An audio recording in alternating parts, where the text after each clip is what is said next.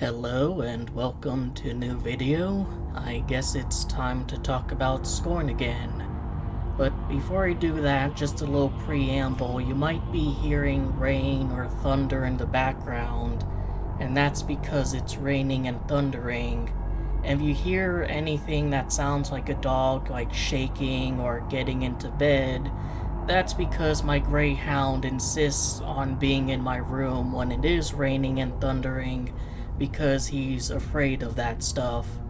Now, a question that has been on some people's minds since the first game came out is, will there be more to Scorn? Despite my many criticisms of the game, I do genuinely wish there was more to Scorn, and I've expressed that every so often in the videos I've made since its release.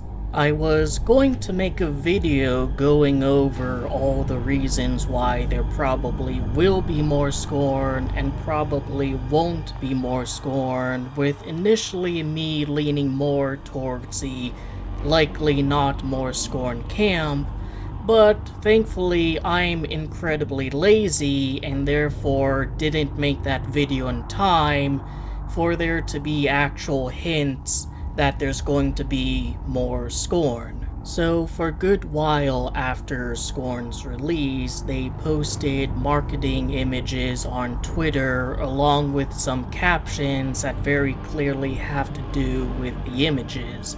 The captions weren't really anything special. It's stuff like, "The darkness surrounding you pales in comparison to the darkness within," that sort of stuff. And one of the arguments for more Scorn that I had was that it's peculiar they would even do this half a year after the game came out, when it's a single-player game that doesn't or isn't supposed to have any more to it after the game has ended. At some point, it would be, it's time to wrap up the marketing and call it a game, and the only thing that I knew they were working on more in terms of Scorn was they want to ship the USB drive containing the game to Kickstarter backers.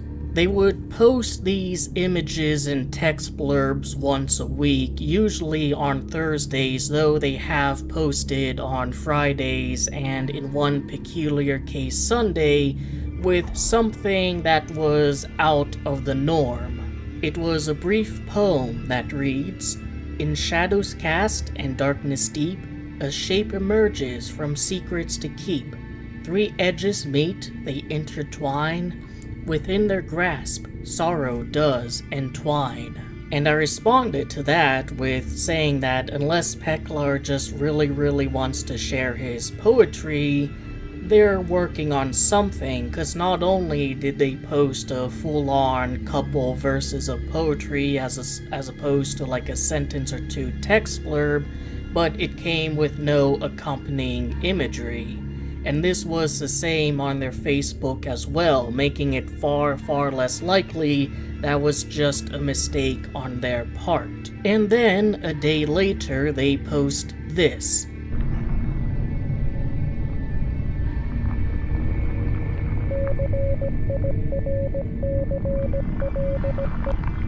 So it is a glitched version of the very opening cutscene of the game with what appears to be Morse code playing over it, which some Twitter users have managed to translate as circle. Some people think that the circle, in reference to the three edges in the poem, is talking about what's known as the sobriety circle. It's a symbol that was used by organizations like Alcoholics Anonymous to represent the physical, the mental, and the spiritual. And while I'm not necessarily saying this interpretation is wrong, I am saying it might be a bit too hasty to jump to this conclusion. After all, a triangle inside a circle is a rather common symbol in iconography, with each of them meaning very different things depending on the context used.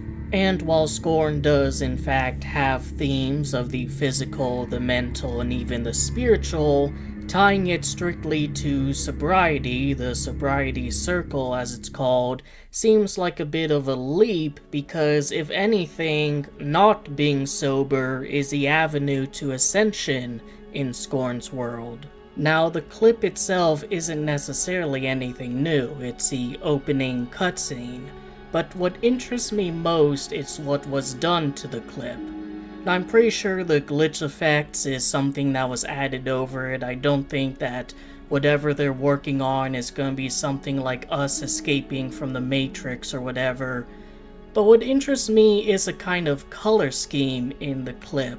If you've seen my video comparing Scorn to Journey, which if you haven't, I swear it's a more apt comparison than that sounds, you'll know that one of the reasons I think that Journey appeared to be the longer game, despite being objectively shorter, is because there was more of a variety of visuals within the game itself. Much of Scorn, that being the prologue area and the entirety of the crater area, looks effectively exactly the same as each other, and a huge part of that is a color palette they used. Everything looks to be the same lighting with the same thick green haze covering the background and even some of the midground. Meanwhile, in this newish clip, it's not exactly the same. There's a bit of a darker atmosphere, a bit of a teal or even bluish color scheme going on.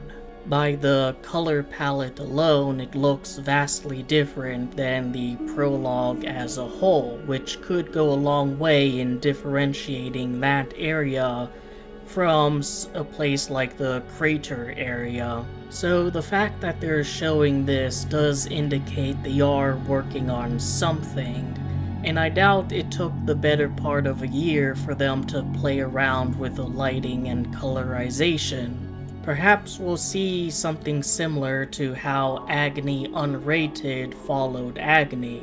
They'll take the base game and expand upon it and improve upon it, adding new things, changing things that people didn't particularly like, and overall make a much better product than what they started with. Given all the quite frankly amusing historical parallels between Ebb Software and Madmind Studio, it wouldn't necessarily surprise me that this is one more parallel that both studios unwittingly made.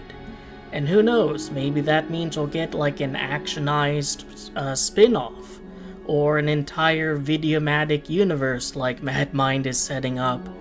But I wouldn't get my hopes up for something quite that ambitious.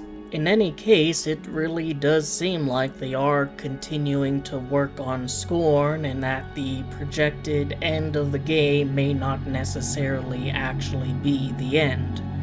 Until we learn a little bit more about what they're cooking, I hope you enjoyed the video, that I gave you something to think about, and otherwise entertained you.